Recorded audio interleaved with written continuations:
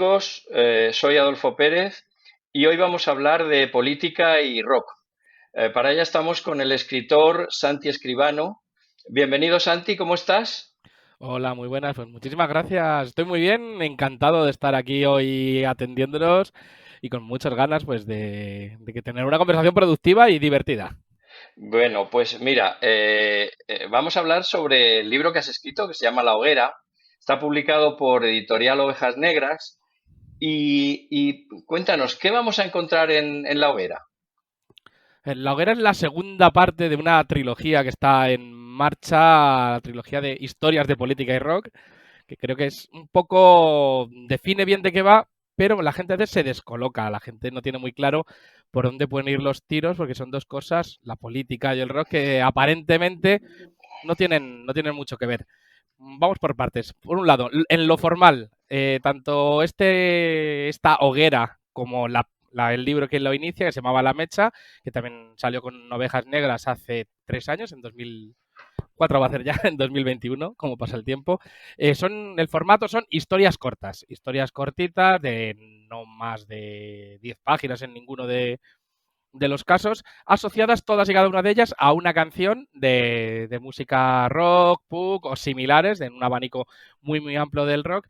Y van asociadas porque muchas veces a través de la música rock, del punk, del hardcore, el ska, pues, de esa multitud de estilos, muchas veces a través de esa música se han contado cosas, se han contado historias que de otro modo quizá no hubieran cuajado en la memoria de muchas personas. En cierto modo, estos libros tienen un poquito de reivindicación del papel que ha tenido la música, en este caso el rock, pero para toda persona creo que acaba pasando con distintos estilos, a la hora de formarnos, de formar a las personas, nuestra personalidad, la manera en la que pensamos, la manera en la que vemos el mundo, la manera en la que lo vemos políticamente. En este caso, muchas de las historias pues están asociadas a una visión del mundo, pues podemos decir de izquierdas, antifascista, obrerista, progresista, o no necesariamente, porque la verdad es que a veces se asocia el rock a una determinada manera de pensar, pero al final el mundo es mucho más complejo y esas etiquetas que ponemos a menudo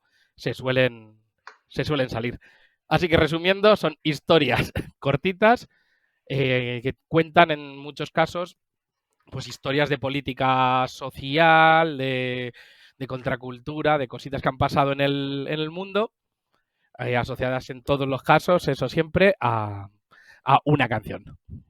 Sí, yo he visto que tiene muchas facetas, porque habla de lugares como la Bahía de Pasaya o el barrio de Vallecas, también habla de cárceles, de ciudades tanto a esta orilla del Atlántico, aquí en España, como a la otra orilla del Atlántico en Latinoamérica. Y eso, pues con el vehículo que es la música. La música punk o la música, ya has dicho tú, diversos estilos musicales, y siempre al final, para acabar hablando de la vida, aunque sea de historias sociales y de políticas, y cómo logras engarzar sitios, lugares, estilos tan variados dentro de la novela o dentro de la historia.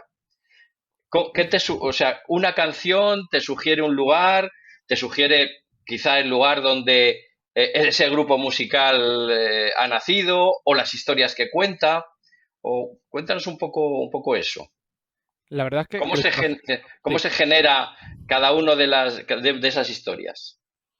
Entre los dos libros son ya unas 55 historias, si no cuento mal, y al final cada una tiene una manera de aparecer en mi cabeza.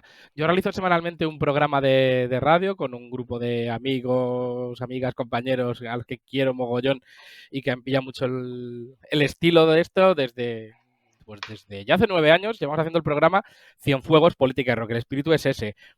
En mi día a día la música está presente continuamente, continuamente. A veces pueden ser los grupos de toda la vida, otras veces voy descubriendo que eso es muy, muy bonito, ¿no? Aunque sea dentro de una etiqueta concreta, vas descubriendo nuevos grupos, nuevos estilos, nuevas cosas y los antiguos redescubriéndolos, estando muy atento a las letras. Lo que sucede muchas veces es que algo que me he dado cuenta preparando el programa, prefiero llevarlo al formato escrito, que es menos volátil que lo que suele ser muchas veces es la radio, la palabra hablada. Lo que queda escrito como que nos lo tomamos más en serio, ¿no? No sé si es justo eso para la gente que hace radio, que hace tele, pero sucede, somos así las personas, los seres humanos.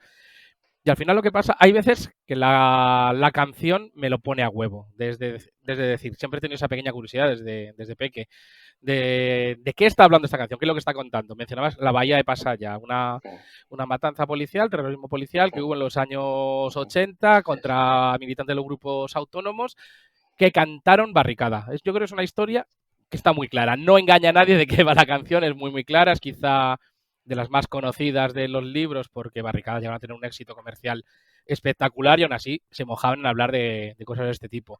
Pues esa historia, por ejemplo, me la ponen en bandeja. De toma, Santi, cuéntala, pues, profundizando un poquito más, pues investigando, leyendo, buscando otras fuentes. Otras está un poco más forzada. Por ejemplo, pues hablando también de grupos conocidos, también lo has mencionado, Adolfo, la que hablo de cárceles, hablo a partir de la canción de Extremoduro, de ¿Dónde están mis amigos?, que menciona en un momento ese estribillo varias cárceles de las que hay por toda España repartidas, Cáceres 2, Alcalameco, el puerto de Santa María. Realmente ahí no me cuenta una historia concreta, o sí la cuenta, pero no lo que yo estoy contando. Aprovecho para contar cómo funciona el sistema carcelario español a partir de esa canción, pero a partir también de una visita que hice con mi pareja a la cárcel Modelo de Barcelona por absoluta casualidad, y también lo hilo con lo que sucedió con la cárcel de Carabanchel, que también se le ha cantado mucho en la música rock, pero que sin embargo pues se ha olvidado su historia, le han dejado caer la memoria histórica más reciente de esta cárcel, derribándola con nocturnidad y alevosía. Luego hay veces que tengo una historia que quiero contar, la quiero contar sí o sí, y le meto la canción, sin más, es un poco más forzado. O un tema que quiero tratar, por ejemplo, me apetecía hablar del paro, es un tema al que se le cantó mucho en una época, luego menos, y utilizo una canción de Los Suaves que habla al respecto, una canción de los años 80, de cuando alcanzar el tercer parado parecía muy lejano, hemos llegado a tener 5 incluso 6 millones de parados, pero es que también el país pasó de 30 millones de habitantes a casi 50, que somos ahora. Eso ahí. Y utilizo, acaba siendo un capítulo que no hablo de la canción en prácticamente nada, pero sí nos damos cuenta de cómo la gente, sobre todo la gente joven, pero no solo, canta a lo que está sufriendo en ese momento. Hubo una época en la que se le cantó mucho al paro, ahora no se le canta tanto, que sigue estando el problema, ahora vemos que se le canta más quizá el problema de la vivienda, hubo una época que se le cantaba a la insumisión, es algo que ya no existe, pero en los 90 se le cantaba continuamente a la insumisión, una época que se cantaba al zapatismo, y ahora, por ejemplo, ha desaparecido, pero en una época que incluso artistas de otros estilos, Joaquín Sabina, le recuerdo una camiseta del ZLN, por poner un ejemplo de alguien que se saldría quizá de estas etiquetas. Y al final, a través de la música rock, que puede ser muchas veces solo un entretenimiento, estamos pudiendo hacer un recorrido a través de la historia reciente de... Yo decir de nuestro país, pero no, porque como dices, también en algún momento cruzó Latinoamérica, cruzó Estados Unidos, cruzó otros puntos de Europa, porque la verdad es que al final la música es un muy bonito y muy divertido modo pues de viajar por el planeta y por nuestra historia. Ujú. Sí, yo antes he mencionado Chile, creo que he mencionado Chile, no, no sé si llegado a mencionar No llega a Chile, mencionar, pero has dicho América lo Latina, tenía sí. en mente, y veo que también has hablado de Víctor Jara o de alguien que no es tan rockero, como Silvio Rodríguez o Johnny Cash, incluso hasta de Bertolt Brecht. O sea que me parece que, bueno, que el abanico es bastante amplio y la temática, me imagino que también.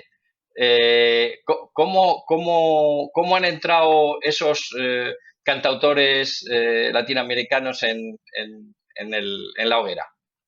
Pues de manera bastante natural al final. Lo estilístico, el que te guste más. A ver, voy a reconocer, yo de chaval, todos esos cantautores me aburrían, no me atraían. Su mensaje era, yo buscaba más caña, buscaba más ruido, y lo que fui escuchando. con los años te vas dando cuenta de lo que han influido a esos mismos artistas que escuchabas. El caso de Chile, el caso de Víctor Jara es impresionante porque fue un descubrimiento relativamente reciente, escuchando a un grupo de Castellón, el último que cierre, un grupo, pues eso, un grupo de punk, un grupo muy, muy cañero que he escuchado toda la vida, y en un momento tiene una canción que se llama Canto. Así una canción. Y viendo un documental sobre Víctor Jara en Netflix, un documental muy recomendable de la serie Remastered, espectacular el documental y la serie en concreto, veo a uno de los presos que estuvo con Víctor Jara en el Estadio Chile tras el golpe de Estado, empieza a recitar la misma cosa que era la canción del último que decía, que yo no sabía que era el último poema que dejó Víctor Jara escrito. Un poema que para salir de prisión tuvo absolutas aventuras, tener que metérselo en el zapato el compañero que había estado preso con Víctor, que sabemos que Víctor Jara de allí no salió, o salió con los pies por delante, en uno de los casos Sí. más terribles que ha habido de represión por lo simbólico. Hubo miles de personas que sufrieron eso, pero el simbolismo que tuvo Víctor como autor, fue tremendo. Pues la sensación que me da, pues ese espíritu punk de repente llevado a como un cantautor que se había, pues que había hecho política y música de autor, o música folk, Sí. o la etiqueta que le queramos poner, de cómo ese mismo espíritu pues, sobrevive 30, 40, 50, 60 años después, pues a través de otros estilos musicales y cómo yo lo descubro, pues a través de un grupo, pues eso, de punk que conocía de toda la vida. Así es como se cuela Víctor Jara y también la historia de su esposa y su viuda que falleció hace no mucho, Joan Turner, que es impresionante también la entereza de esta mujer y su biografía. Su biografía, sin haber sido la mujer de Víctor, yo hubiera sido impresionante y cómo después luchó por mantener el legado y la memoria de Víctor Jara, que es un símbolo pues para toda la gente que amamos la libertad en todo el mundo, diría yo. La verdad es que es impresionante. Silvio Rodríguez se cuela de manera un poco más indirecta a través de un grupo de Burgos que no es especialmente rockero en realidad, tiene mucho éxito, pero quizá es difícil de etiquetar, pero el círculo por el que se mueve es un poco diferente al de la mayoría de los grupos que pongo. Hablo del grupo La Maravillosa Orquesta del Alcohol, más conocido por las siglas de La Moda, que tienen una versión del Ojalá de Silvio Rodríguez. Y el Ojalá de Silvio Rodríguez es una canción llena de mitos y leyendas que son muy divertidos de contar. Él siempre se ha buscado el significado. Silvio Rodríguez siempre ha sido un autor muy vinculado a política, en concreto a la defensa de la revolución cubana, pero es una canción que han intentado interpretar desde la oposición al régimen cubano, al régimen socialista cubano, intentando interpretar que en realidad estaba en contra de Fidel Castro, de lo que ha venido después. Y es muy gracioso pues hacer el repaso de esa historia y relacionarlo pues con un grupo actual. Silvio, un cantautor que ha tenido un tremendo éxito comercial con sus canciones románticas, pero no solo hay canciones románticas y vemos también con este ejemplo de cómo muchas veces a canciones que a lo mejor no están diciendo nada, nos gusta buscarles el significado porque a veces parece que hablar de política está mal visto en esta sociedad, pero es que en realidad es una cosa que mueve todo. Tu manera de ver las relaciones personales puede ser también política. Política no es solo la campaña electoral, no es solo depositar el voto, no es solo el alcalde, el presidente, la presidenta, la concejala, no.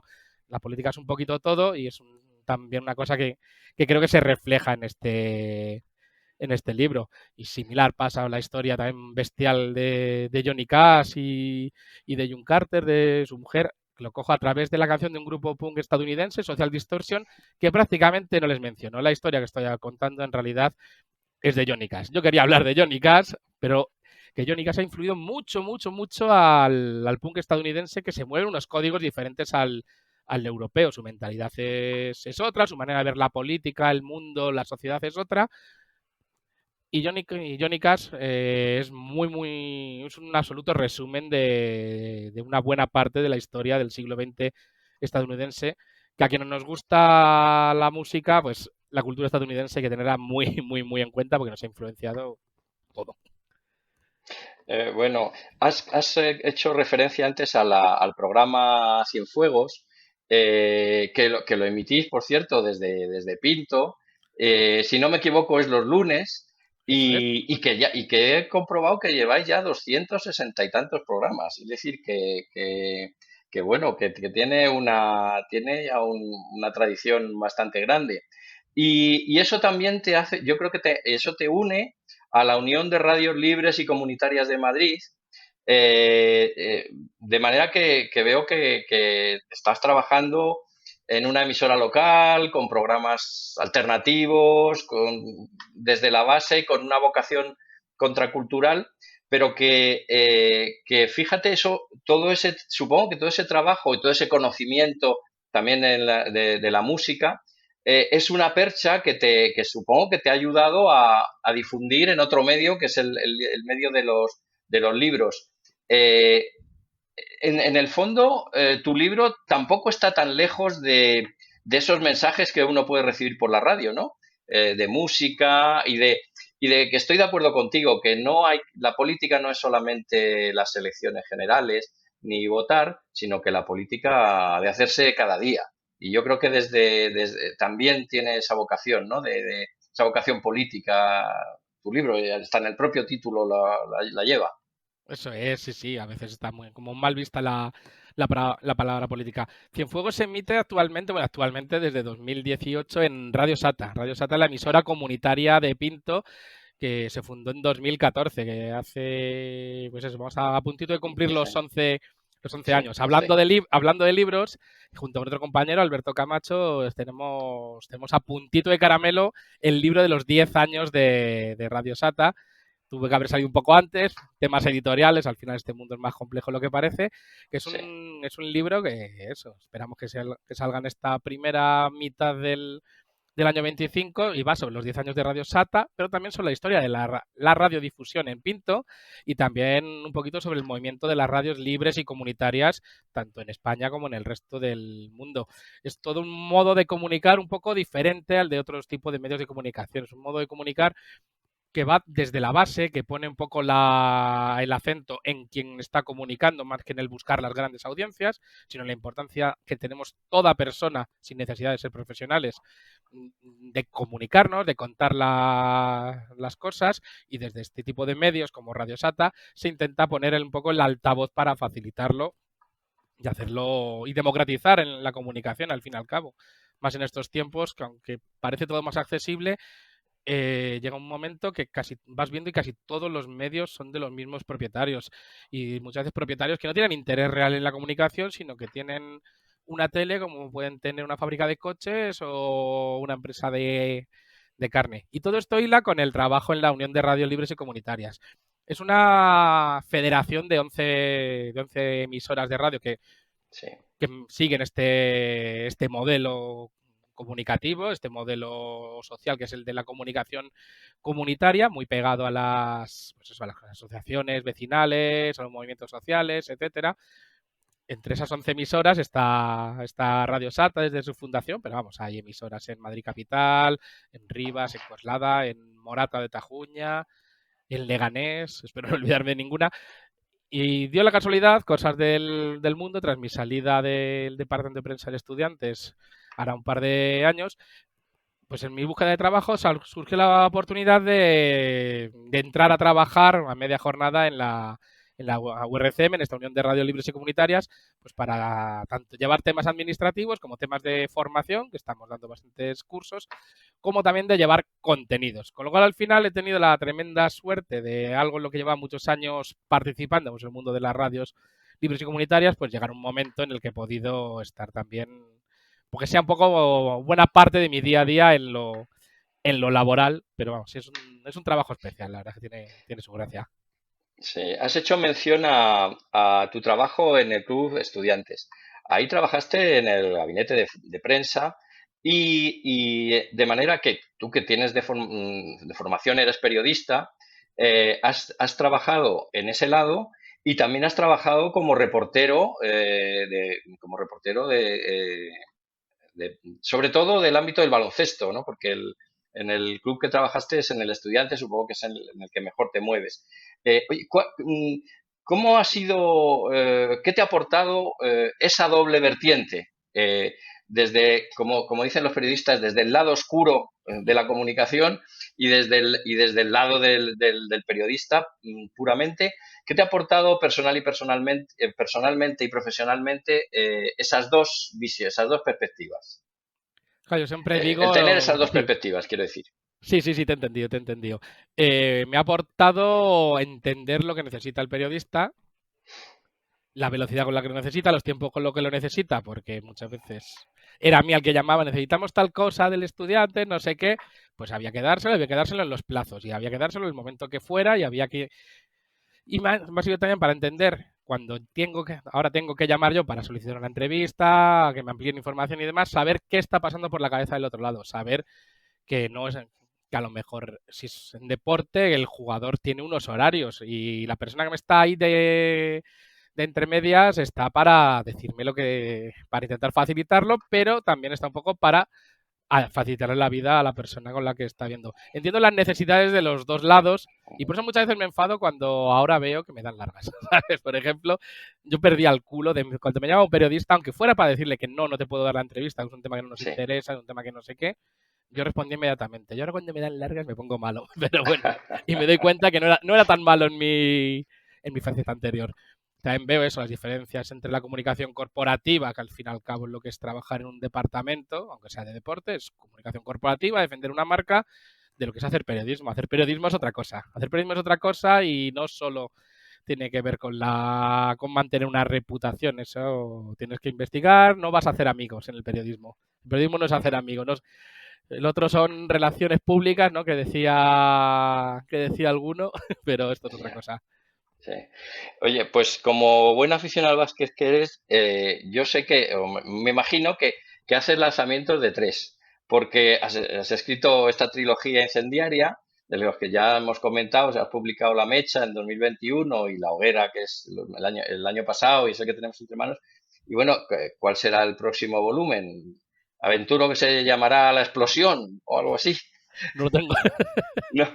no lo tengo claro. La idea original, cuando en las presentaciones del primer libro decía, acabará siendo un libro de entrevistas y lo llamaré Las Brasas. Ajá, Y daba ese doble juego. Pero no, al final no voy a hacer el formato de entrevistas porque me gusta mucho, mucho, mucho el formato de entrevista, pero para un libro de música no lo veo. A lo mejor en otro momento puedo hacer un libro de entrevistas con artistas de aquí y de allá, no lo descarto, pero a día de hoy no será ese el final de esta trilogía. El formato será el mismo, de esas historias cortas, e irá por ahí. Es la trilogía incendiaria, me gusta decir, y yo qué sé, si primero hemos prendido la mecha y después ha ardido la hoguera, pues lo último tendrá que ser algo así. No quiero que sean cenizas, porque no quiero darlo ya. por terminado, el fuego va a seguir existiendo, esa gente que escriba canciones con ese espíritu incendiario va a seguir habiéndolo, y no porque las haya dejado de contar yo dejen de existir.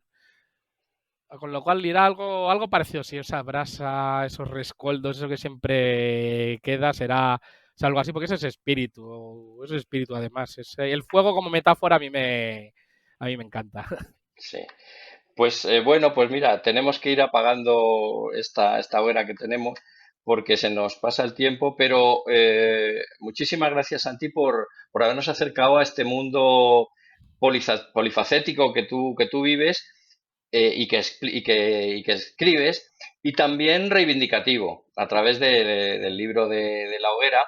Y bueno, pues deseando que te pongas a trabajar en el siguiente para leerlo. Muchísimas gracias, Santi, por esta charla tan divertida.